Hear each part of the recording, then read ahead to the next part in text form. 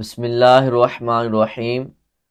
یا ایہا الذین آمنوا اتقوا اللہ۔ اللہ رب العزت نے اپنی لاریب کتاب کے اندر یہ ارشاد فرمایا کہ اے ایمان والو، اللہ سے ڈرتے رہو۔ ایمان والا بندہ اس وقت ہوتا ہے جب وہ اللہ کے سارے رسولوں پر، اللہ کے سارے فرشتوں پر، اللہ کی ساری کتابوں پر اور آخرت پر ایمان لے کر آتا ہے۔ اس وقت بندہ ایمان والا ہوتا ہے۔ تو اللہ نے کسی کافر کو، کسی سکھ کو، کسی ہندو کو یہ نہیں کہا کہ مجھ سے ڈرو،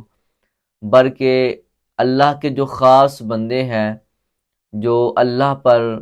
ایمان لے کر آئے ہیں، اس کے بارے میں اللہ پاک نے ارشاد فرمایا کہ اے ایمان والو، پھر تم مجھ سے ڈرتے رہو،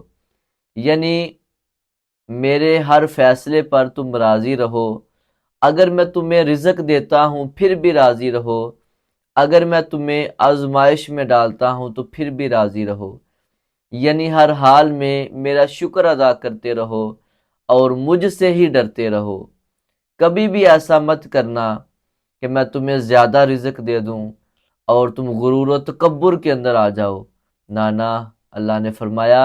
کہ ہر حال میں مجھ سے ڈرتے رہو۔ ایمان والوں کو اللہ نے فرمایا یا ایہا الذین آمنوا اتقوا اللہ، اے ایمان والو، اللہ سے ڈرتے رہو۔ اور آگے فرمایا وَلْتَنْظُرْ نَفْسٌ مَّا قَدَّمَتْ لِغَدٍ وَاتَّقُوا اللَّهَ، کہ ہر جان کو یہ دیکھتے رہنا چاہیے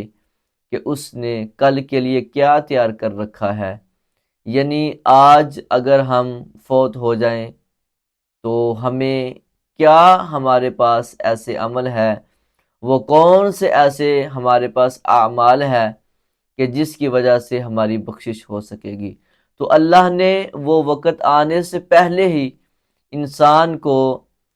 مومن بندے کو متنبی کیا، مومن بندے کو وہ وقت آنے سے پہلے ہی آگاہ کر دیا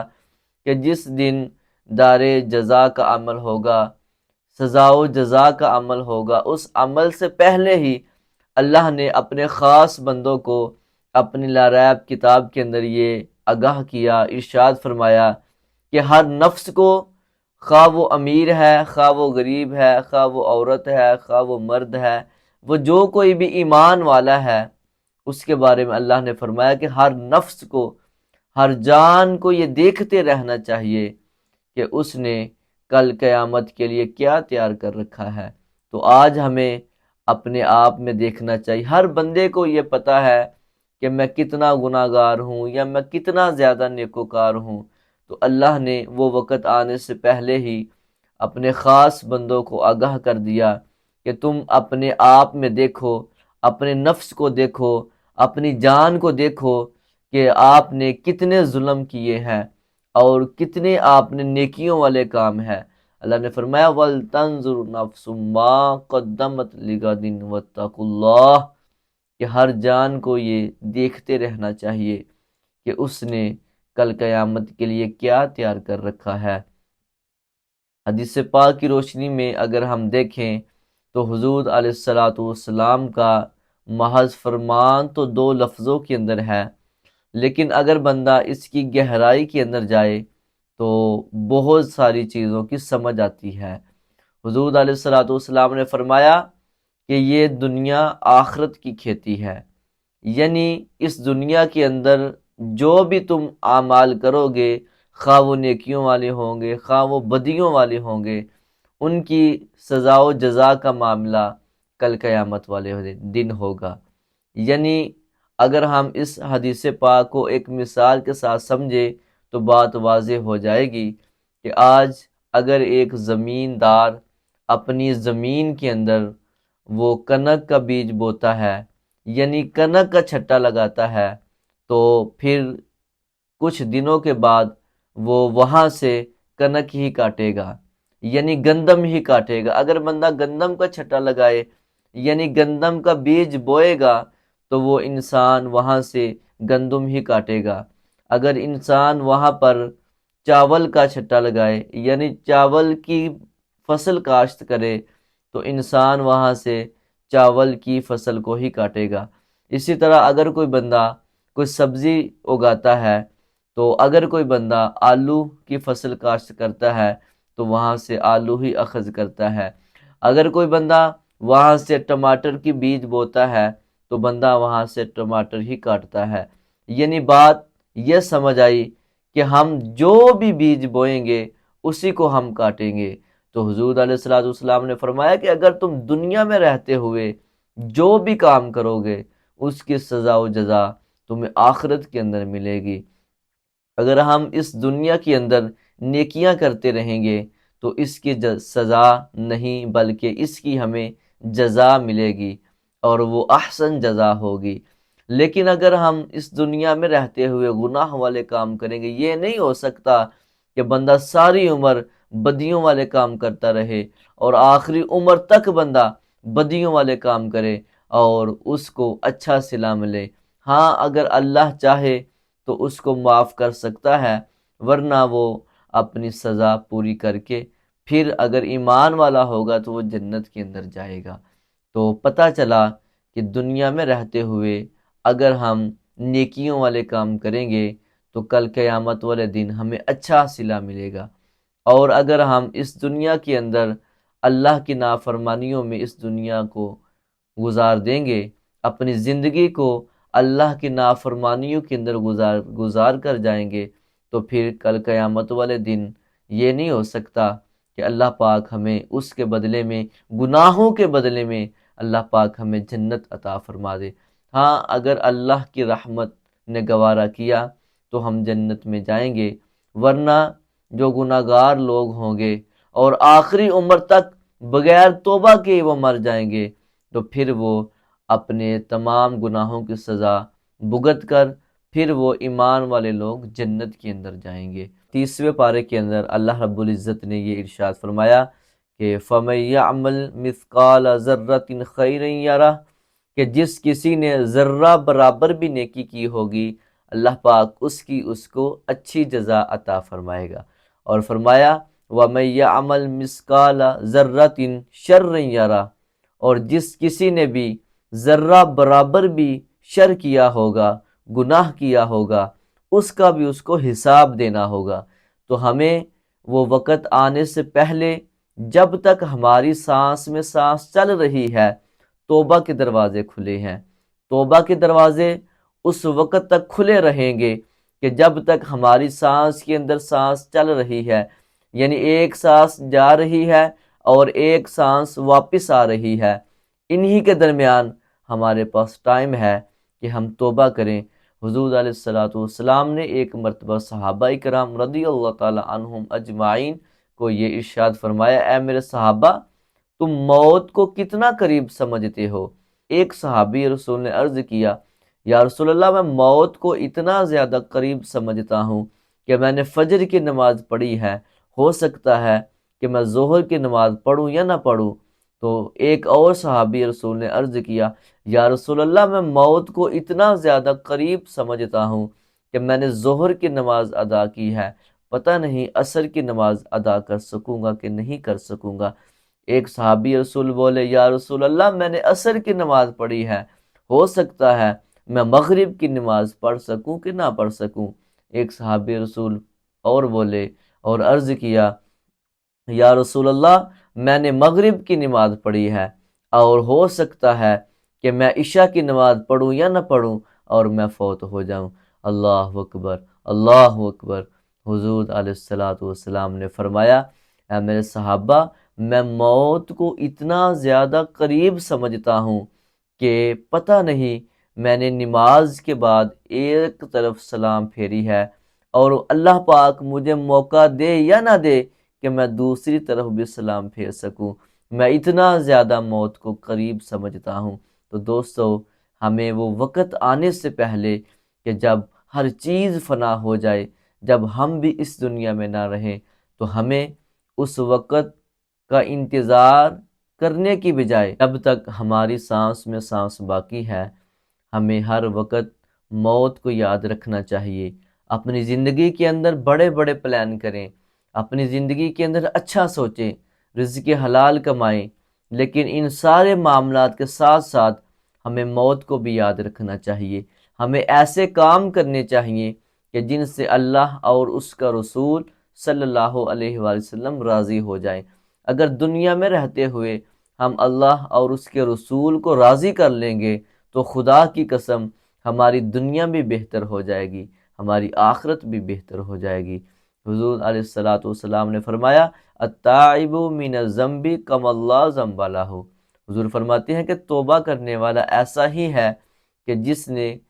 کبھی ساری عمر گناہ کیا ہی نہیں، یعنی اللہ پاک اس کے گناہوں کو مٹا دیتا ہے جو بندہ صدقے دل سے، سچے دل سے ہو کر توبہ کرتا ہے۔ تو حضور علیہ الصلاۃ والسلام کا ایک اور بہت ہی پیارا فرمان ہے۔ میرے حضور فرماتے ہیں کہ لوگوں، کچھ لوگ ایسے ہیں کہ جو ساری زندگی بدیوں والے کام کرتے رہتے ہیں، لیکن جب آخری ٹائم آتا ہے تو وہ توبہ کر کے اللہ کے حضور پیش ہوتے ہیں اور اللہ ان کے گناہوں کو معاف فرما دیتا ہے۔ اور اسی طرح حضور نے فرمایا کہ ایک ایسے بندے بھی ہیں، کچھ ایسے بندے بھی ہیں کہ جو ساری زندگی نیکیوں والے کام کرتے رہتے ہیں، لیکن آخری وقت میں آ کر ان کو توبہ کرنا بھی نصیب نہیں ہوتی، یعنی وہ آخری عمر میں آ کر گناہوں والے کاموں میں مبتلا ہو جاتے ہیں۔ تو حضور نے فرمایا کہ پھر اللہ ان کو ان کی سزا دے گا۔ تو جب تک ہماری سانس میں سانس باقی ہے، ہمیں ہر وقت اللہ کے آگے جھکے رہنا چاہیے، اللہ سے ڈرتے رہنا چاہیے۔ غرور و تکبر یہ اللہ کو پسند نہیں ہے۔ اللہ نے فرمایا یا ایھا الذین آمنوا اتقوا اللہ، اے ایمان والو اللہ سے ڈرتے رہو، اور ہر جان کو یہ دیکھتے رہنا چاہیے کہ اس نے کل قیامت کے لیے کیا جمع کر رکھا ہے۔ مولانا روم علیہ الرحمہ نے ایک بہت ہی پیارا واقعہ لکھا زندگی کے بارے میں کہ یہ زندگی کیا چیز ہے۔ انہوں نے کہا کہ زندگی ایک کتاب کی طرح ہے، اور اس کے پہلے صفحے پر پیدائش یعنی ولادت لکھا ہوا ہے، اور اس کے آخری صفحے پر موت لکھا ہوا ہے۔ اور انہوں نے فرمایا کہ درمیان میں جتنے بھی صفحات باقی بچتے ہیں، انسان کو اللہ نے یہ اختیار دیا ہے، اگر تو وہ انسان چاہے تو ان صفحات کو نیکیوں کے ساتھ پر کر سکتا ہے، اور اگر وہ چاہے تو انہی صفحات کو بدیوں کے ساتھ پر کر سکتا ہے۔ یہ اللہ پاک نے انسان کو اختیار دیا ہے کہ وہ اپنی زندگی کے جو صفحات ہیں، جو سفید صفحات ہیں، ان کو گناہوں کے ساتھ پر کر لے یا ان کو نیکیوں کے ساتھ پر کر لے۔ لیکن میرے بزرگوں دوستو، ہمیں یہ کتاب جب احکام الحاکمین کے سامنے ہماری یہ کتاب کھلے نا، تو اس وقت ہمیں شرمندگی نہ اٹھانی پڑے۔ تو اپنی کتاب کو، اپنی زندگی کو نیکیوں کے ساتھ پر کریں کہ جب ہم قیامت والے دن اللہ کے حضور پیش ہوں تو ہماری کتاب کے اندر نیکیوں والے زیادہ کام ہو۔ مولانا روم علیہ الرحمہ نے فرمایا کہ یہ جو زندگی ہے یہ ایک قیمتی ہیرے کی طرح ہے، کہ جس طرح ایک آدمی کو ایک قیمتی قسم کا ہیرا ملتا ہے تو وہ اس کی نقدری کیسے کرتا ہے۔ انہوں نے ایک بہت ہی پیارا واقعہ لکھا۔ آپ نے فرمایا کہ ایک بندے کو ایک قیمتی قسم کا ہیرا ملا، اور وہ ہیرا لے کر دکانداروں کے پاس گیا، مختلف دکانداروں کے پاس گیا، اور جا کر کہا کہ جناب میں یہ ہیرا بیچنا چاہتا ہوں، آپ مجھ سے یہ ہیرا خرید لیں۔ تو دکانداروں نے دیکھا کہ یہ بڑا قیمتی ہیرا ہے، انہوں نے کہا کہ ہم اس کی قیمت ادا نہیں کر سکتے، آپ اس طرح کریں کہ اس ہیرے کو لے کر جو بادشاہ وقت ہے، جو وقت کا بادشاہ ہے، اس کے پاس اس ہیرے کو لے جائیں، وہ اس کو خرید لے گا۔ تو وہ بندہ جب وقت کے بادشاہ کے پاس اس ہیرے کو لے کر گیا تو بادشاہ کو وہ ہیرا بڑا پسند آیا، اور بادشاہ نے اپنے وزیروں سے پوچھا کہ میں یہ ہیرا خریدنا چاہتا ہوں، مجھے بتاؤ یہ کتنے کا ایک ہیرا ہوگا۔ تو وزیروں نے کہا کہ جناب اگر آپ کی ساری رعایا اس بندے کو دے دی جائے تو پھر بھی یہ ہیرا اتنا زیادہ قیمتی ہے کہ اس کی قیمت ادا نہیں ہو سکتی۔ تو بادشاہ نے کہا کہ اب تو میں اس ہیرے کو خریدوں گا، کوئی ایسی تجویز بتائیں کہ جو میں کروں اور اس ہیرے کو خرید سکوں۔ تو ایک بندے نے، ایک وزیر نے کہا کہ جناب آپ یہ ہیرا خرید سکتے ہیں، اور بادشاہ نے پوچھا وہ کیسے میں خرید سکتا ہوں؟ اس نے کہا کہ اے بندہ خدا، جو ہیرے کا مالک تھا اس کو کہا کہ تم صبح بادشاہ کے محل میں آ جانا اور طلوع آفتاب سے لے کر غروب آفتاب تک بادشاہ کے تمام خزانے، ہر چیز کے خزانے تمہارے لیے کھلے ہیں، تم جو چاہو جہاں سے چاہو جتنا چاہو لے کر جا سکتے ہو۔ تو اس بندے نے خوشی خوشی وہ گھر گیا، غریب بندہ تھا وہ، خوشی خوشی گھر گیا، ساری رات یہ سوچتا رہا کہ میں فلاں چیز لے کر آؤں گا، میں فلاں چیز لے کر آؤں گا، اور اسی سوچ بچار کے اندر وہ سو جاتا ہے۔ اور جب صبح طلوع فجر ہوتی ہے، یعنی طلوع آفتاب کے وقت جب بندہ بادشاہ کے محل کے اندر داخل ہوتا ہے تو سب سے پہلے کپڑوں والی الماری کے اندر جاتا ہے، طرح طرح کے قیمتی قسم کے سوٹ وہ دیکھتا ہے اور یہ سوچتا ہے کہ میں فلاں فلاں سوٹ کو لے کر اپنے ساتھ جاؤں گا، اور تھوڑی دیر کے بعد پھر اس کو شاہی دسترخوان اس کے آگے کھل جاتا ہے، وہاں پر وہ رنگا رنگ کے کھانے کھاتا ہے، کھانا کھانے کے بعد پھر وہ شاہی بستر پر تھوڑی دیر آرام کرنے کا سوچتا ہے، اور دل میں یہ خیال کرتا ہے کہ تھوڑی دیر میں یہاں پر آرام کر لیتا ہوں اور اس کے بعد جو میرے دل میں آئے گا میں لے کر چلا جاؤں گا، کیونکہ غروب آفتاب تک میرے پاس وقت ہے۔ اللہ اکبر! تو ساری رات وہ پہلے ہی نہیں سویا تھا، جب شاہی بستر پر اس کی آنکھ لگ گئی، اللہ اکبر، تو وہ سویا رہا، اور جب غروب آفتاب کا وقت آ گیا تو دربار نے آ کر، جو درباری تھا دربان، اس نے آ کر کنڈی ہلائی، دستک دی اور کہا کہ جناب آپ کا ٹائم ختم ہو چکا ہے، اب آپ یہاں سے جا سکتے ہیں۔ تو وہ بندہ کہتا ہے ٹھہرو ٹھہرو، مجھے تو ابھی بڑا کچھ چاہیے تھا، میں نے تو ابھی فلاں چیز بھی لینی تھی، میں نے تو ابھی فلاں چیز بھی لینی تھی، وہ بھی میری خواہش تھی، وہ بھی میری خواہش تھی، میں بادشاہ کے محل کے اندر آیا ہوں۔ اللہ اکبر! لیکن وہ کہتا ہے جناب اب آپ کا ٹائم ختم ہو گیا ہے، اب آپ یہاں سے کچھ بھی نہیں لے کر جا سکتے، اور وہ بادشاہ کے ہاں اس نے اس ہیرے کو بھی گوا دیا اور ساتھ بھی لے کر کچھ نہ آیا۔ مولانا روم علیہ الرحمٰن نے فرمایا اسی طرح انسان کی زندگی بھی ایک قیمتی ہیرے کی طرح ہے، ہم یہاں پر آئے تو اس لیے تھے کہ یہاں پر اگر ہم دنیا میں رہتے ہوئے اچھے اچھے نیک کام کرتے، ایسے ایسے کام کرتے کہ جن سے اللہ اور اس کا رسول راضی ہو جاتا،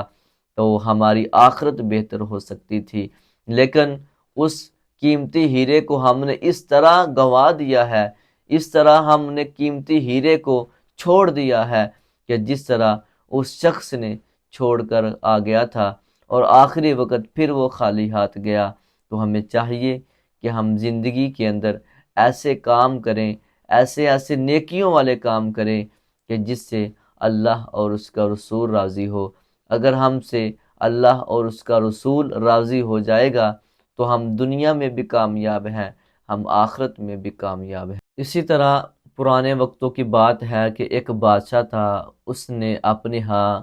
اپنے وزیروں مشیروں کو یہ کہا کہ میں یہ دیکھنا چاہتا ہوں کہ میری رعایا کے اندر سب سے زیادہ بیوقوف انسان کون ہے۔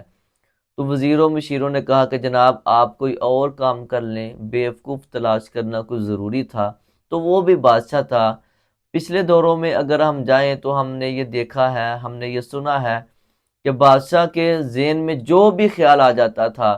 تو اس کو پورا کرنا یہ کئی بار وزیروں کی مجبوری بن جاتا تھا۔ تو اس بار بھی مجبوری بنی، وزیروں نے اپنے اپنے جو رعایا تھی بادشاہ کی اس میں گئے اور اپنے اپنے علاقوں میں جا کر بیوقوفوں کو تلاش کرنے لگے۔ تو کچھ بیوقوف لے کر وہ بادشاہ کے پاس آئے، اور حتیٰ کہ ان کا ٹیسٹ بھی ہونے لگا کہ سب سے زیادہ بیوقوف انسان کون ہے۔ تو پھر ایک سب سے زیادہ بیوقوف انسان مل جاتا ہے۔ تو جب اس بیوقوف کو بادشاہ کے سامنے پیش کیا گیا تو بادشاہ نے پوچھا کہ میری رعایا میں کیا یہ سب سے زیادہ بیوقوف ہے؟ تو انہوں نے کہا جی جناب یہ سب سے زیادہ بیوقوف انسان ہے۔ تو بادشاہ نے اپنے ہاتھ کی انگوٹھی اتاری، سونے کی انگوٹھی، اور اس کو تحفے میں دے دی اور کہا کہ جا تو اس انگوٹھی کو لے جا، کیونکہ تو آج کا جو انعام ہے وہ جیت گیا ہے، آج کا مقابلہ تو جیت گیا، اور یہ انعام میں نے تمہیں اپنی انگوٹھی اتار کر دی ہے، اس کو لے جاؤ۔ اور وہ خوشی خوشی بیوقوف انسان بادشاہ کے ہاتھ کی اتری ہوئی انگوٹھی کو لے کر واپس چلا جاتا ہے۔ تو تھوڑے دنوں کے بعد کیا ہوا کہ بادشاہ بیمار ہو جاتا ہے، اس کی رعایا میں سے جو بڑے بڑے امیر کبیر لوگ تھے وہ اس کا حال چال پوچھنے کے لیے آئے۔ تو جب بیوقوف کو پتہ چلا کہ میرا وہ بادشاہ کہ جس نے مجھے اپنے ہاتھ کی انگوٹھی عطا کی تھی وہ بیمار ہے، تو وہ بھی بادشاہ کی عیادت کرنے کے لیے آیا۔ تو اس نے پوچھا، اے بادشاہ سلامت، آپ کا کیا حال ہے؟ تو بادشاہ نے کہا کہ کچھ نہ پوچھو، ایسا لگتا ہے کہ میں یہ جہان چھوڑ کر اگلے جہان میں جانے والا ہوں۔ تو وہ بیوقوف تھا، اس نے کہا بادشاہ سلامت، کیا اس جہان کے علاوہ اور بھی کوئی جہان ہے؟ کیا اس جہان کے علاوہ کہیں اور بھی آپ نے جانا ہے؟ اس نے کہا ہاں، ایک ایسا جہان ہے کہ جہاں ہم نے ہمیشہ ہمیشہ کے لیے رہنا ہے، ہو سکتا ہے کہ میں اس جہان کو چھوڑ کر اس جہان میں چلا جاؤں۔ تو بیوقوف نے کہا کہ جناب، یہاں پر تو میں دیکھتا ہوں آپ کے پاس بڑا مال و دولت ہے، کیا اسی طرح آپ کے پاس وہاں پر بھی مال و دولت ہوگا؟ تو بادشاہ نے کہا کہ وہاں پر جانے کے لیے میں نے کوئی مال و دولت اکٹھا نہیں کیا۔ اس نے کہا اچھا جناب، یہاں پر تو میں دیکھتا ہوں کہ آپ کے پاس بڑے خدام ہیں، بڑے آپ کے نوکر چاکر ہیں، بڑا آپ کا پروٹوکول ہے،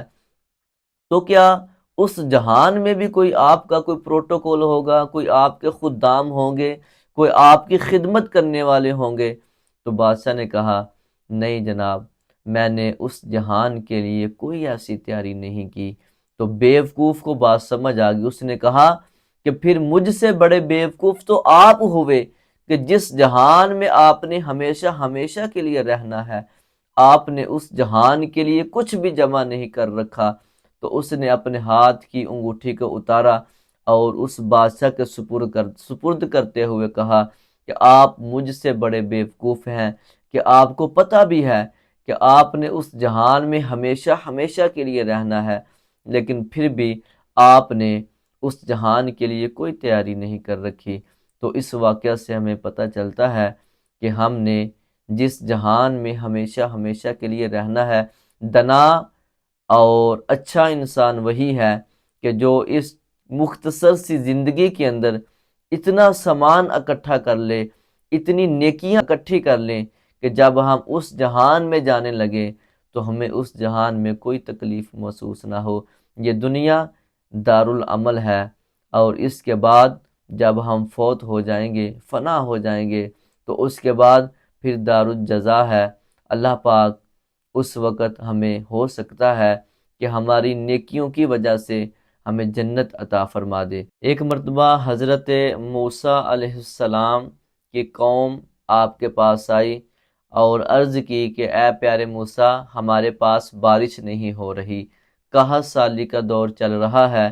آپ اللہ کے حضور دعا کریں کہ اللہ پاک ہمارے اوپر رحمت کی بارش عطا فرمائے۔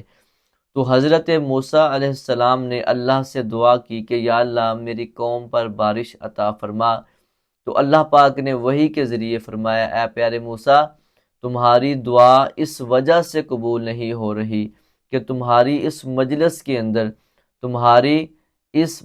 کے اندر ایک گناہگار بیٹھا ہے، جس کی وجہ سے تمہاری دعا قبول نہیں ہو رہی، اور اگر تم اس گناہگار کو اٹھا دو گے، وہ گناہگار اٹھ کر یا تم اس کو اٹھا کر باہر کر دو گے، پھر تم سب جمع ہو کر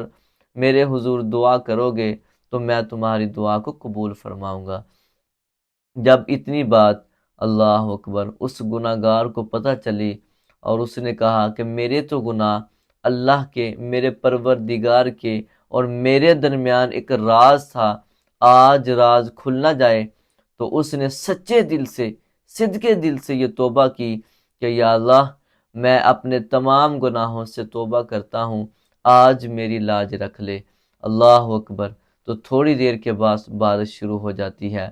تو حضرت موسیٰ علیہ السلام نے پھر اللہ پاک سے عرض کی کہ یا اللہ پہلے تو تیرا یہ ارشاد تھا، تیرا یہ حکم تھا کہ اگر وہ گناہ گار بندہ اٹھ کر چلا جائے گا تو میں تمہیں بارش عطا فرما دوں گا۔ یا اللہ ابھی تو میں نے کسی کو اٹھایا بھی نہیں، یا کوئی اٹھ کر بھی نہیں میری مجلس سے گیا، اور تیری رحمت کی بارش شروع ہو گئی ہے۔ تو اللہ پاک نے ارشاد فرمایا کہ اے پیارے موسیٰ، اس میرے بندے نے سچے دل سے توبہ کر لی تھی، اور میں نے اس کی توبہ کو قبول بھی فرما لیا تھا، اس وجہ سے میں نے تم تمام کی دعا کو قبول فرما لیا ہے، اور تم تمام کے اوپر اپنی رحمت کی بارش عطا فرمائی ہے۔ تو توبہ یہ انسان کو حقیقی زندگی کی طرف لے کر جاتی ہے۔ توبہ انسان کے دل کو صاف کر دیتی ہے۔ جب بندہ صاف ہو جاتا ہے اپنے دل سے، تو پھر اس کا دل کرتا ہے کہ میں زیادہ سے زیادہ عبادت کروں۔ حضور علیہ الصلوۃ والسلام نے فرمایا کہ جب بندہ ایک گناہ کرتا ہے تو اس کے دل پر ایک سیاہ قسم کا دھبا لگ جاتا ہے، ایک سیاہ قسم کا نشان لگ جاتا ہے۔ اور حضور نے فرمایا کہ اگر کوئی بندہ توبہ نہیں کرتا تو اس کا وہ سیاہی والا نشان بڑھتا جاتا ہے، بڑھتا جاتا ہے، حتیٰ کہ اس کا سارا دل کالا ہو جاتا ہے۔ اور جب انسان کا دل کالا یعنی سیاہ ہو جاتا ہے تو پھر اس کو پتہ نہیں چلتا کہ یہ میں نیکیوں والے کام کر رہا ہوں یا برائیوں والے کام کر رہا ہوں، وہ کام کرتا رہتا ہے، اس کو کوئی خوف خدا نہیں ہوتا۔ لیکن جب وہی بندہ صدقے دل سے، سچے دل سے توبہ کر لیتا ہے تو اللہ اس کے دل کو پھر سارے کے سارے کو دھو ڈالتا ہے اور اس کے دل کو پھر سفید کر دیتا ہے۔ تو ہمیں صدقے دل سے، سچے دل سے اپنے گناہوں سے توبہ کرنی چاہیے، اور ہر وقت اللہ کے حضور جھکے رہنا چاہیے، کیونکہ اللہ نے فرمایا یا ایھا الذین آمنوا اتقوا اللہ، اے ایمان والو اللہ سے ڈرتے رہو، اور فرمایا وَلْتَنظُرْ نَفْسٌ مَّا قَدَّمَتْ لِغَدٍ، کہ ہر جان کو